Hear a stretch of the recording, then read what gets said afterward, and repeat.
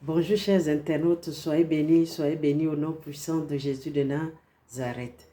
En ce début de semaine, je viens pour vous apporter des bonnes nouvelles, alors là, des très bonnes nouvelles de la part du Seigneur Jésus-Christ. Alors ce matin, nous allons beaucoup méditer sur le mot bouclier. Qu'est-ce que c'est qu'un bouclier? D'abord, vous voyez, quand on lit souvent dans les psaumes, c'est un mot qu'on retrouve très souvent, surtout dans les psaumes de David. Par exemple, le psaume 3, verset 3, dans certaines versions, ça peut être le verset 4. Et dans ce psaume, David pouvait dire, « Mais toi, ô Éternel, tu es mon bouclier. Tu es ma gloire et tu relèves ma tête. » Qu'est-ce que c'est qu'un bouclier? D'abord, un bouclier, en général, c'est une arme de protection pour le soldat qui va au front. On va dire que c'est une arme défensive. Grâce au bouclier, on se protège contre les coups et les flèches de l'ennemi.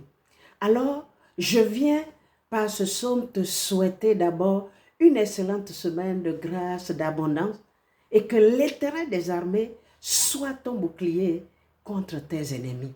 Qu'il soit cette arme protectrice entre toi et tes ennemis. Que l'Éternel soit ton bouclier, qu'il soit le bouclier de tes enfants, de ton mari, de tes proches. Et que 10 000 tombent à tes côtés et 1000 à ta droite, que tu ne sois jamais à terre. Les boucliers, les coups que nous pouvons recevoir ici et là, souvent nous sommes insignifiants pour répondre aux gens selon leur méchanceté. Mais grâce à l'Éternel, l'Éternel qui veut dire celui qui ne finit pas, lui seul a la réponse, lui seul a le pouvoir et la capacité vraiment d'agir contre nos ennemis. Quand vous lisez très souvent la vie de David, que ce soit dans le livre de Samuel ou même dans les psaumes, on réalise que c'est un homme qui a été appelé par Dieu, moins par l'Éternel des armées en même temps. David avait beaucoup d'ennemis.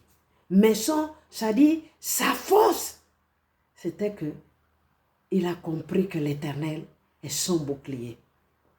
Donc, toutes ces guerres que David a gagnées, c'est grâce à l'Éternel des armées qui est son bouclier.